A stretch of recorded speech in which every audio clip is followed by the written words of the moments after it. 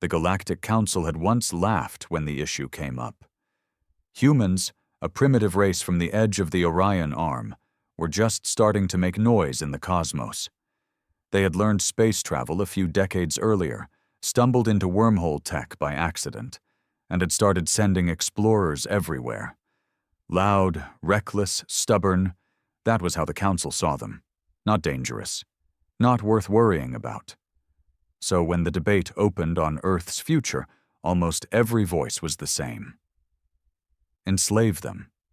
It was standard policy for species that advanced too quickly without proper authorization. Put them in controlled labor worlds, strip them of their technology, harvest their strengths. Humanity, they believed, would fit neatly into the system like all the others before them. The vote was almost unanimous.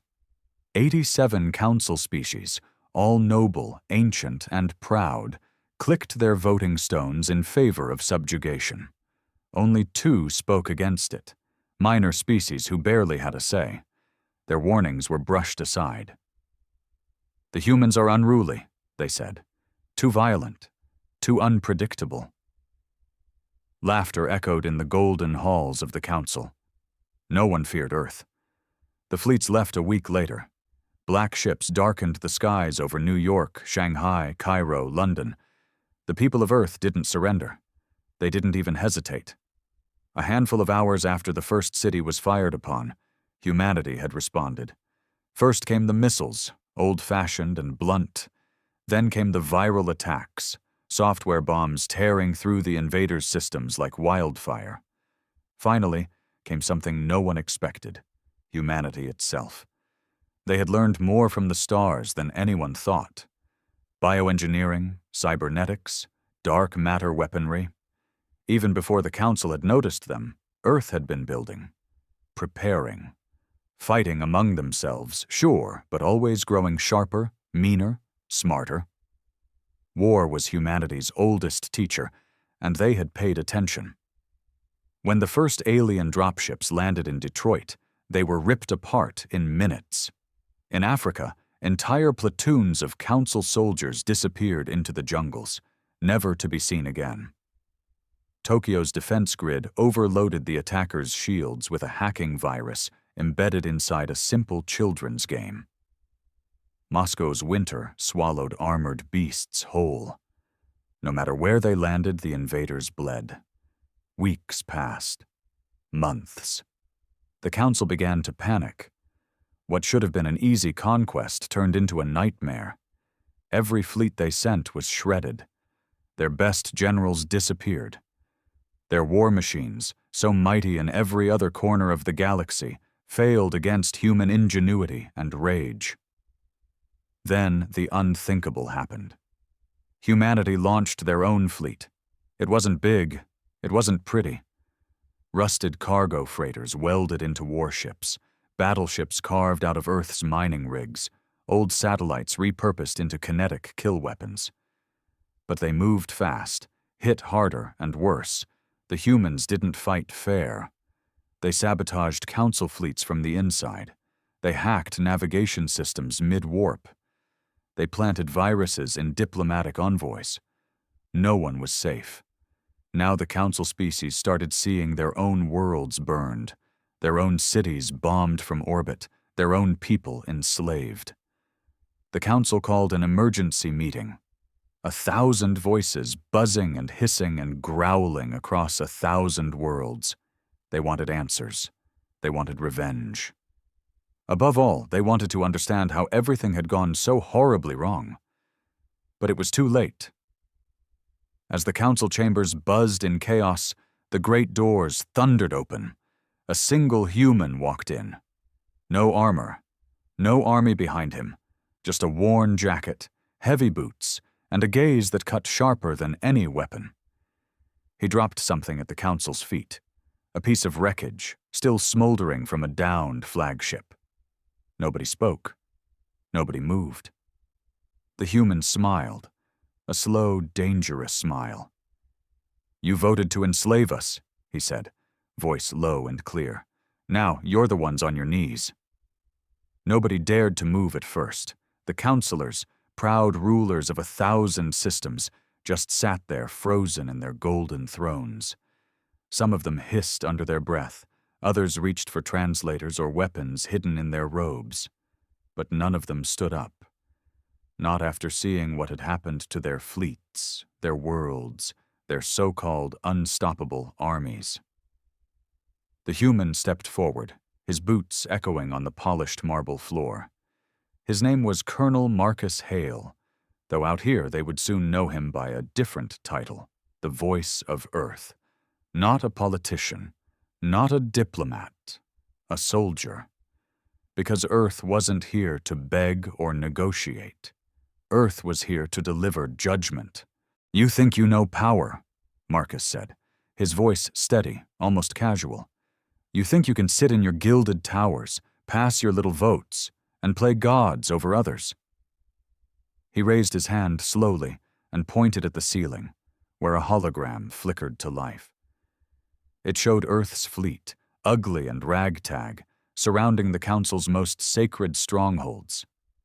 Ships locked in orbit around homeworlds that hadn't seen war in 1,000 years.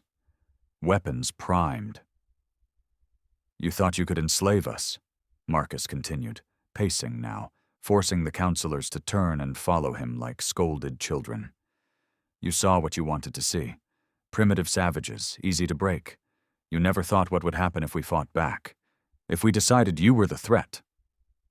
One of the counselors, a lizard-like creature with jeweled scales, finally found his courage. "This is a violation of—" Marcus shot him a look that froze the words in his throat. "Violation?" Marcus barked a laugh. "You voted to violate an entire planet, an entire people. You wanted slaves, and now you want to talk about rules?" He shook his head, disgusted. "Number, you don't get to hide behind your laws now. You made your choice." A few of the counselors whispered among themselves, trying to plan, to scheme, the way they always had. But Marcus could see it in their eyes, the fear. Real, naked fear. It was new to them. They weren't used to feeling weak. But humanity had a way of dragging even gods down into the dirt. "You're not leaving this room until you understand something," Marcus said. He pulled a small device from his jacket, a crude black cube no bigger than his fist. When he activated it, the walls around them changed. Not just the walls, the floor, the ceiling, everything. The counselors found themselves standing in a field of scorched earth. Around them rose the wreckage of their own ships, burning. Bodies lay scattered, council soldiers, broken and bloodied, their high-tech armor shattered. "This is what you created," Marcus said softly. "This is your legacy." He stepped closer to the lizard counselor, who had dared to speak. "You have two choices. Kneel and surrender every one of your empires to human governance, or keep fighting, and we'll wipe you out, all of you, species by species, planet by planet, until only ghosts are left to whisper about the day you tried to break Earth." Silence. Heavy, crushing silence. Finally, the eldest counselor, a towering being whose body shimmered like molten gold, rose from his throne. Slowly, stiffly, he bent one knee, then the other, and with that, the rest followed. Some out of fear, some out of desperation, a few maybe out of something close to respect. But they all knelt. Every last one of them. Marcus didn't smile. He didn't gloat.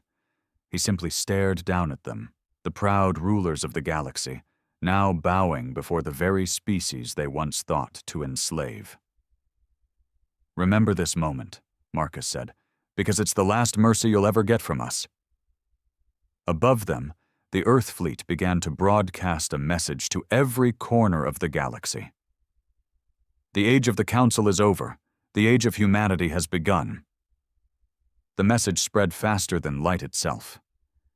Every colony, every council world, every backwater trading post received the transmission. Some didn't believe it at first. They thought it was human propaganda, a clever trick. But the pictures that followed, The great council chambers desecrated, their proud leaders on their knees. Those couldn't be faked. Across the galaxy, chaos erupted. Old alliances crumbled overnight. Trade networks collapsed. Slave markets burned.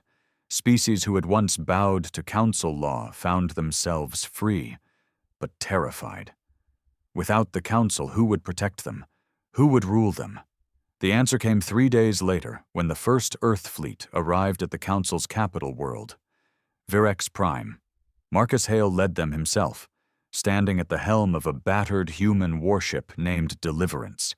It was barely spaceworthy by council standards, a rusted beast of welded steel, yet it carved a path through the void like a predator scenting blood.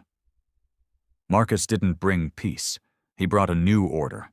The humans disarmed the planetary security forces first. Then they landed ground teams, soldiers, engineers, scientists, and began dismantling the Council's old systems. The golden statues of Council heroes were pulled down. The Hall of Species, a museum celebrating the Council's civilized rule, was converted into a prison. Every councilor who had voted for Earth's enslavement was marched through the streets in chains. The footage went viral. Billions cheered. Billions wept. Billions seethed. Not everyone loved their new human rulers. Some tried to resist. On Doral 6, an aristocratic rebellion rose up, funded by old council families. They thought the humans would hesitate, that they'd negotiate, that they'd respect the so-called nobility of the galaxy. They were wrong. Marcus deployed a single unit of Earth's shock marines, men and women who had cut their teeth in the worst wars Earth had ever known. They didn't ask questions. They didn't take prisoners.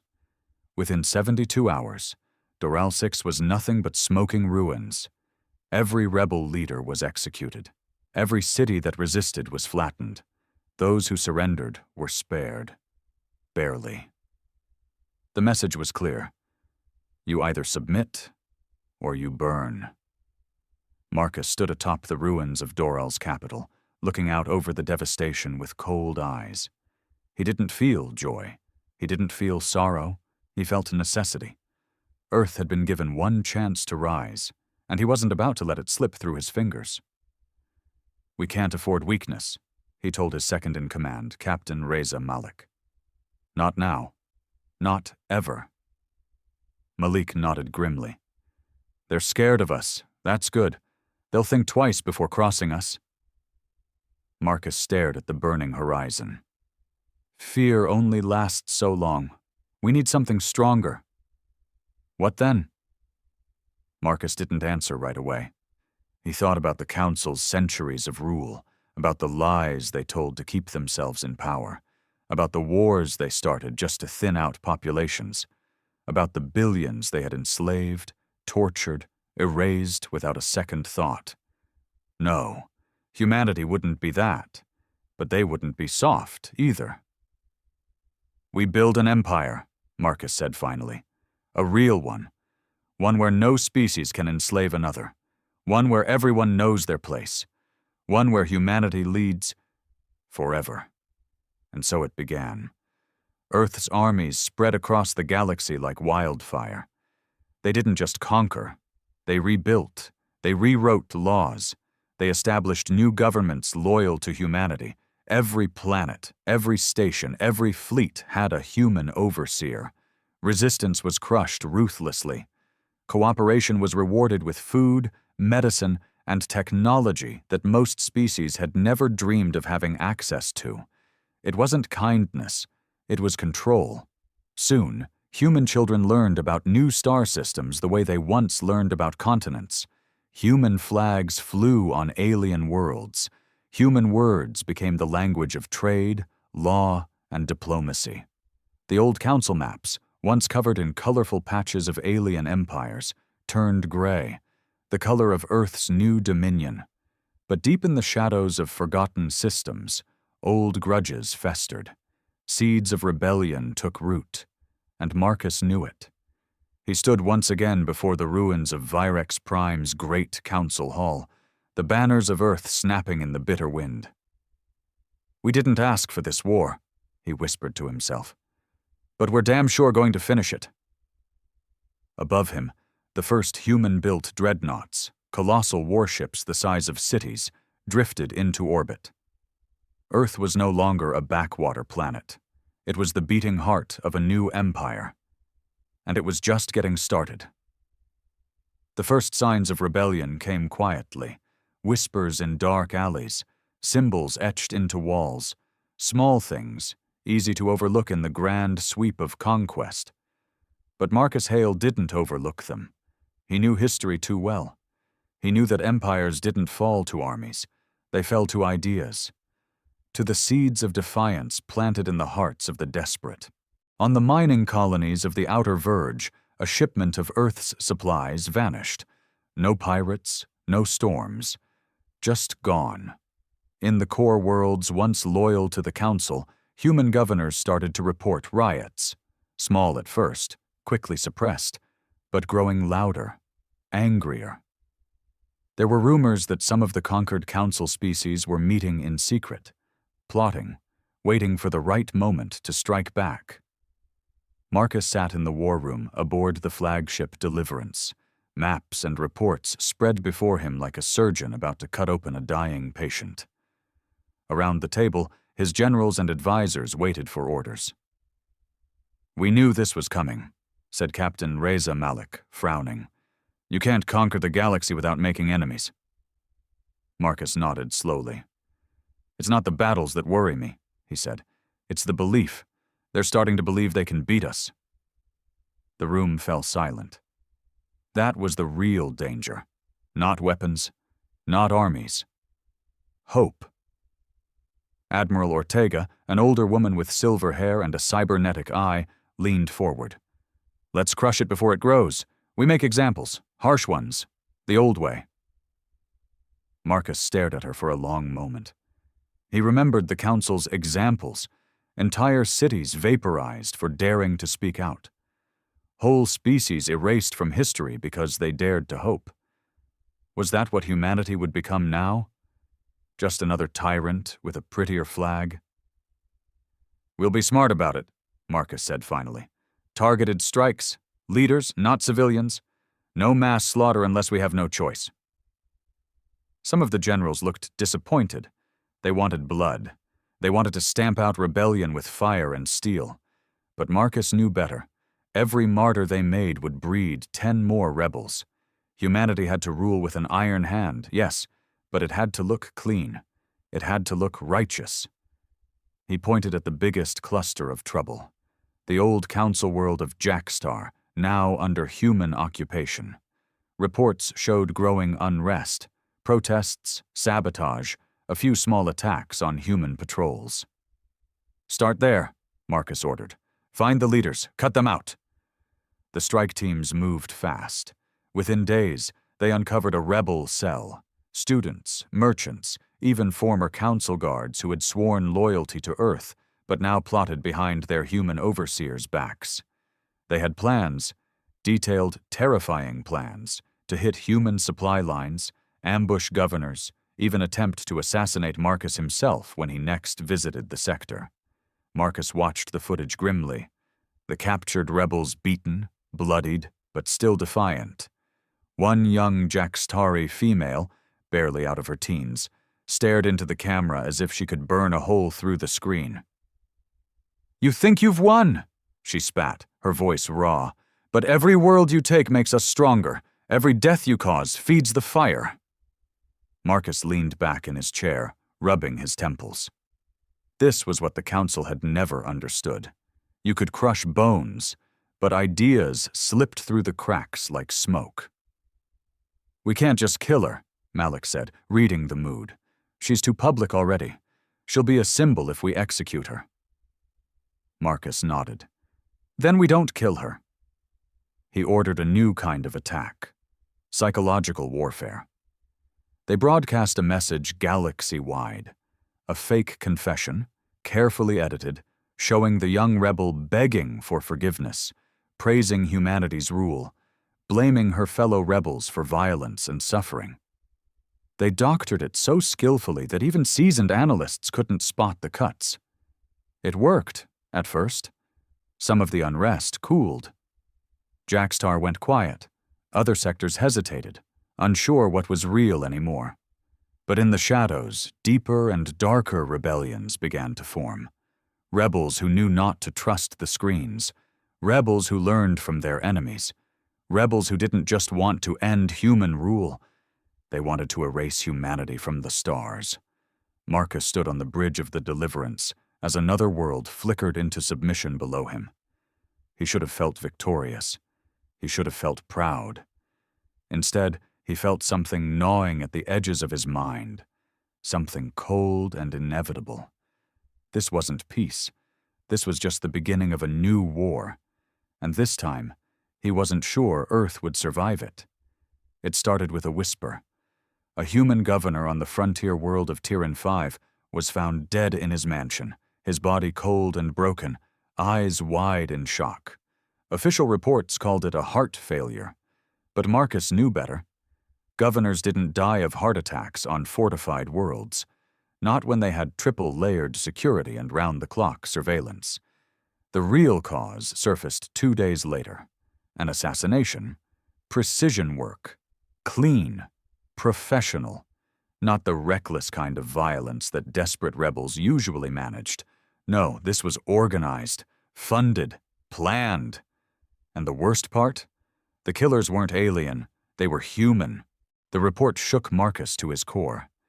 He sat alone in his quarters aboard the Deliverance, staring at the encrypted file flashing on the tablet before him. Photos of the dead governor, photos of the operatives, all human. Former Earth military, thought to be loyal, now turned traitor. They had called themselves Sons of Terra. Marcus laughed bitterly. Sons of Terra. They weren't fighting for Earth's glory. They were fighting against him. Against the empire he had built with blood and fire. They think I've betrayed humanity, he muttered to himself. They think I'm the tyrant. He couldn't deny the thought stung. When he had started this conquest, it wasn't supposed to be about power. It was about survival, about making sure humanity would never be slaves to anyone, ever again. But somewhere along the line, conquest had become the way of life. Every world captured, every rebellion crushed, every alien race brought to heel. It had changed them. It had changed him. The door chimed. Reza Malik entered without waiting for permission. His uniform was rumpled, his eyes bloodshot. We've captured one, Malik said, throwing a tablet onto Marcus's desk. One of the sons. Marcus picked it up. A young man stared back at him, early 20s, sharp features, defiant expression. His name was Ethan Voss, a decorated soldier who had fought at the siege of Orion's Belt and had been one of Marcus's personal recommendations for the first wave of colonial administrators, betrayed from within. They're not alone, Malik said grimly. We think the Sons have spread across half the sectors. Soldiers, engineers, even some governors. They're planning something big, real big. Marcus leaned back, the leather of his chair creaking. How long? Days. Maybe a week before they act. Less if they realize we're onto them. Marcus drummed his fingers on the desk. He couldn't fight a two-front war. Rebels in the outer systems, traitors inside his own ranks. The Empire was already stretched thin. Too much territory and too few loyal men to hold it. If he moved wrong now, everything they had built would collapse. He stood up abruptly. Get me the High Command, he barked. Emergency session, now. Within the hour, every admiral, general, and major governor appeared on the holochannels, their faces grim and flickering in blue light. Marcus didn't waste time. There's treason inside our empire, he said. Humans, our own people. They call themselves Sons of Terra. They want to overthrow this government, dismantle everything we've fought for. Murmurs of shock and anger rippled through the council. They call me a tyrant, Marcus said, his voice cold. "They think we should have stayed small, stayed weak. They think we should have begged the Council for mercy instead of crushing them. I won't allow it." He paused, letting the weight of his words sink in. "I am declaring martial law across all human and alien sectors, effective immediately. Anyone suspected of collaborating with the Suns will be detained. Anyone caught aiding them will be executed." Even through the hollow channels, Marcus could feel the unease. Some of his generals shifted in their seats. A few even dared to glance at each other, doubt flickering in their eyes. He crushed it before it could grow. "If you are not with me," he said, his voice rising like a hammer, "you are against Earth, and Earth does not forgive traitors." He ended the call without waiting for questions. Malik approached him cautiously afterward. "Sir, martial law across the entire empire? That's a lot of ground to cover, a lot of people to watch." Marcus stared out the viewport, the stars cold and distant. "Then we better get started. Because if humanity was going to survive the storm that was coming, it wouldn't be through hope. It would be through absolute, unrelenting control."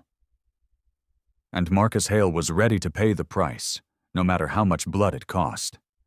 The rebellion didn't start with explosions. It started with silence. Across dozens of human-controlled worlds, communication lines went dead. Patrols failed to check in. Supply ships vanished without a trace. It was as if someone had pulled the nerves out of the Empire's body, leaving it twitching, blind and deaf.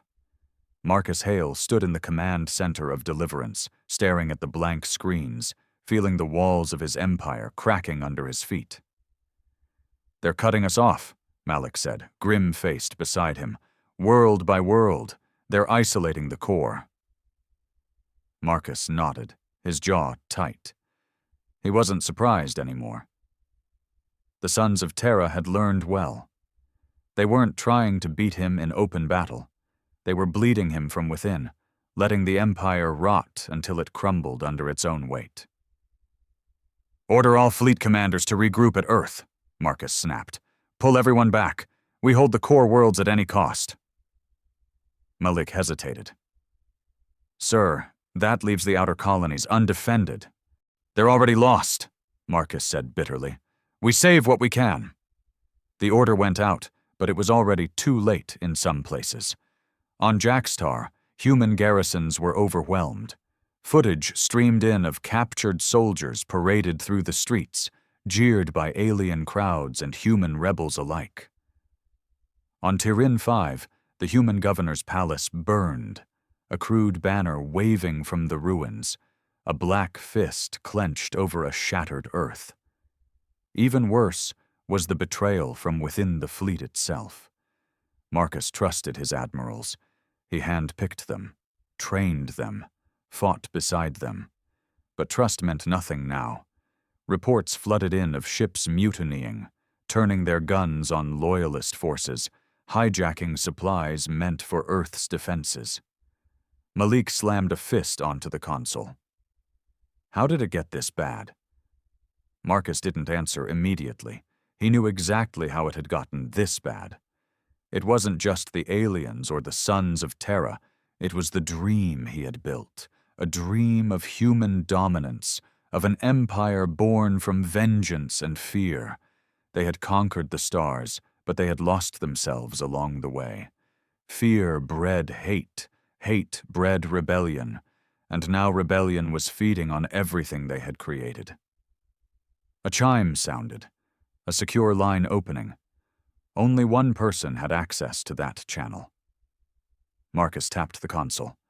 Admiral Ortega's face appeared, blood running from a cut above her eyebrow, smoke billowing behind her. "Sir," she started, coughing. "The fleet at Rigel's Reach. It's gone. Betrayed from inside. They're coming for Earth. They're moving fast." Marcus leaned in. "How many?" Ortega's face twisted. "Too many." The line cut out with a sharp buzz.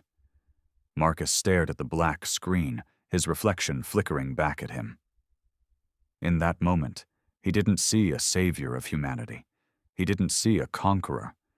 He saw a man standing at the edge of a grave he had dug with his own hands. "We have to prepare for siege," Malik said quietly. "Fortify Earth's orbit. Evacuate non-combatants." Marcus shook his head. "No evacuation. No retreat." "But sir," Marcus turned to him, eyes blazing. "If Earth falls, it's over. The Empire dies with it." Malik swallowed, then saluted. "Understood." Across Earth, alarms blared. The cities, glittering monuments of human pride, turned into fortresses overnight. Orbital cannons primed. Shield arrays crackled to life. Every man, woman, and child old enough to hold a weapon was drafted into the militia. Marcus addressed them all in a broadcast that lit up every screen on the planet. "This is the final hour," he said. "The traitors come for us, fueled by lies and weakness. They want to tear down everything we have built, everything we have fought for. They want Earth on its knees again." He leaned closer to the camera, his voice dropping to a cold whisper. "We will show them the price of betrayal. We will show them the strength of humanity."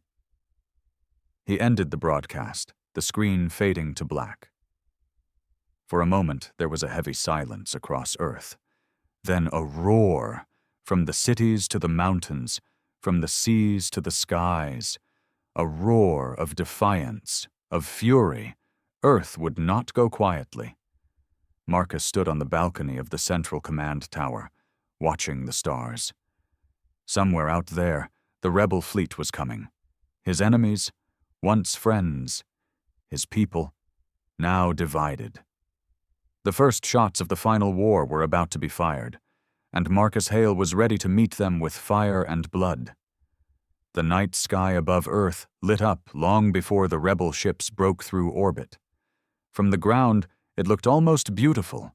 Streaks of burning light, flashes of color as debris rained down. But there was nothing beautiful about what was coming. The sons of Terra had gathered every ship, every gun, every piece of stolen technology they could find. Their fleet was a black tide, blotting out the stars. Marcus Hale stood at the heart of Earth's defense network, in the command tower known as Fortress 1. The walls shook as the first orbital strikes hammered the planetary shields. Officers barked orders, screens flashed red warnings, and somewhere far below, sirens howled like the planet itself was screaming. "Shield integrity at 72%, Malik reported, his voice tight. Marcus didn't flinch. "Hold them!" The rebel fleet came in waves. First, the heavy cruisers, pounding the shields with brute force. Then the boarding craft, sleek and fast, slipping past defenses to land troops in the cities. Earth's defenses fought back with everything they had. Railguns the size of skyscrapers, plasma batteries tearing through space, swarms of fighter drones buzzing like angry bees. But it wasn't enough. No matter how many rebel ships they destroyed, more kept coming, like locusts, endless and hungry. Marcus knew this wasn't just about strategy anymore. This was hatred, pure and simple. The Sons didn't just want to defeat Earth. They wanted to wipe it clean. A comms officer turned to Marcus, pale-faced. "They've broken through at Sector 9. Heavy infantry landing in New Chicago." Marcus gritted his teeth. "Send the 8th Legion. Push them back." Another report came in. Enemy troops breaching in Europe, riots in the underground bunkers, civilian panic in Asia. It was everywhere. The empire Marcus had built was bleeding from 1,000 wounds. He grabbed a rifle from a nearby weapons rack, checking the magazine with practiced hands.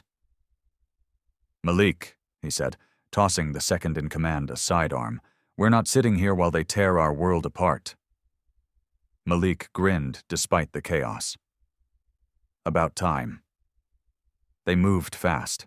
Dropships took them to the front lines. The ruins of New Chicago, now a battleground of twisted steel and shattered glass. Rebel soldiers moved through the streets in tight squads, their weapons brutal, their armor scavenged from 100 fallen worlds. And leading them were humans, faces Marcus recognized from recruitment files, men and women who had once sworn loyalty to Earth. There was no time for speeches. Marcus waded into the fight without hesitation, rifle barking, every shot a burst of rage. Around him, Earth's defenders fought with savage desperation. Militia units, battered soldiers, even civilians, all throwing themselves at the enemy with a ferocity that made Marcus's chest ache with pride and sorrow at the same time. The battle was chaos. Explosions ripped through buildings. Shrapnel rained from the sky. Marcus fought like a man possessed, leading charge after charge, pushing the rebels back block by block.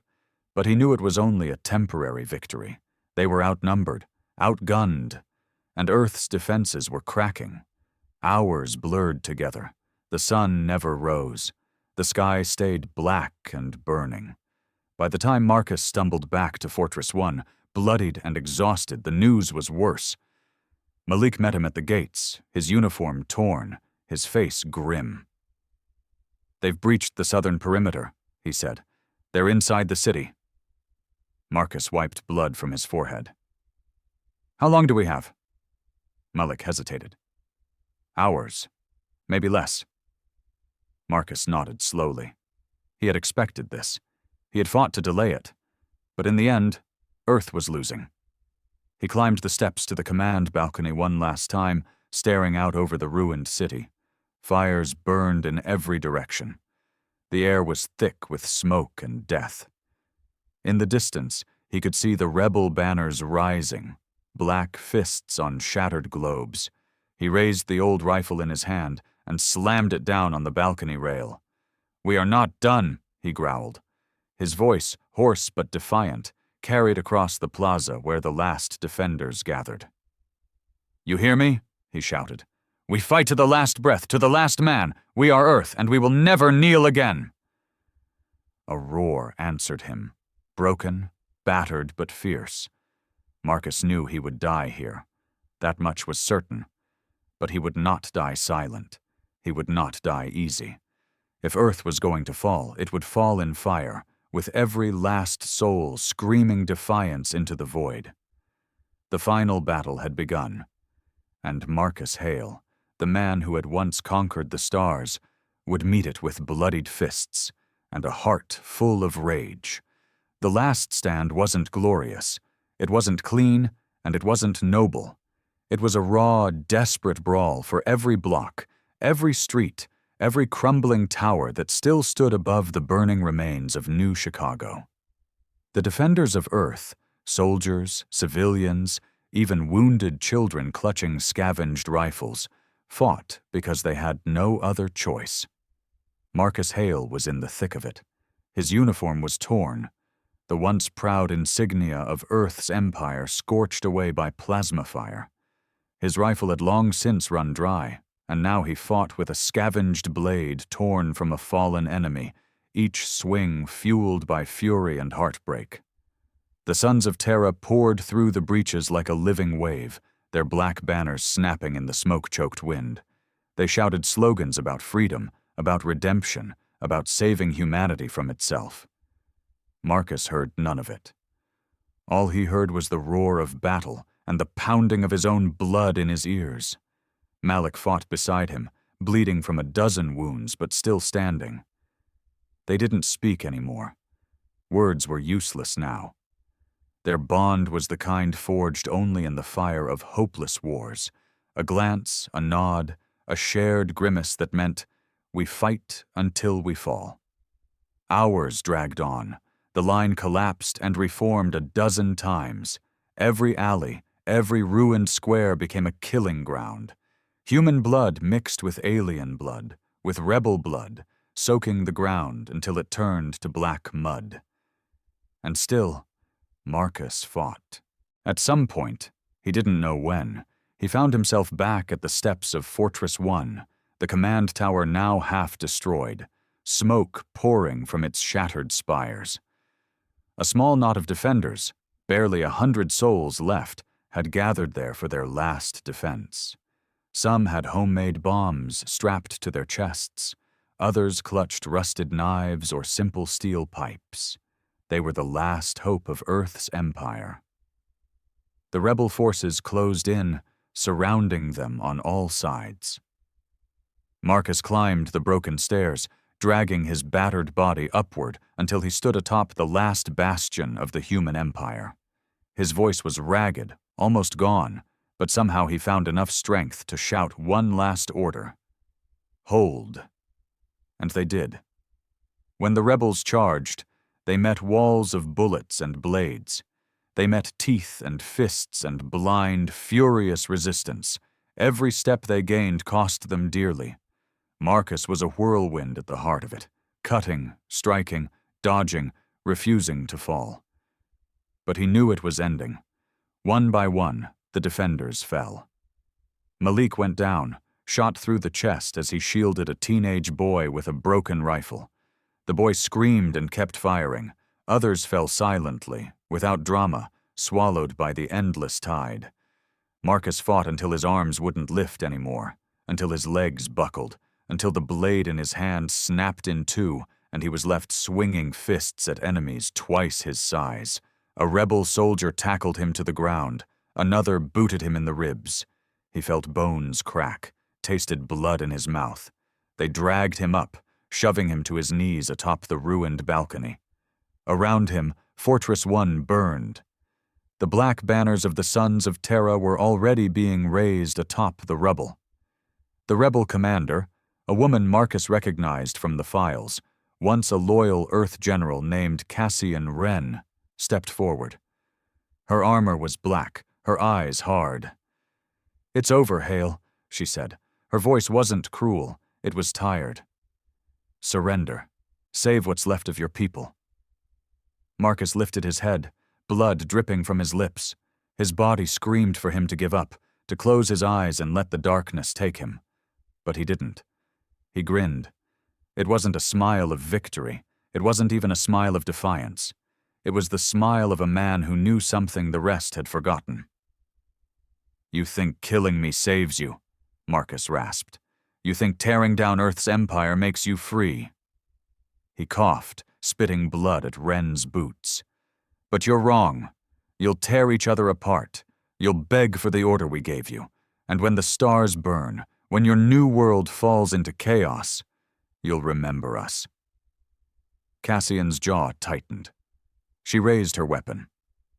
Marcus Hale laughed, a hoarse, broken sound. And when the shot rang out, when the world tilted and darkness rushed up to claim him, he died the way he lived, on his feet, unbroken, with fire still in his heart. The Empire of Earth was dead, but its ghost would haunt the galaxy for centuries to come.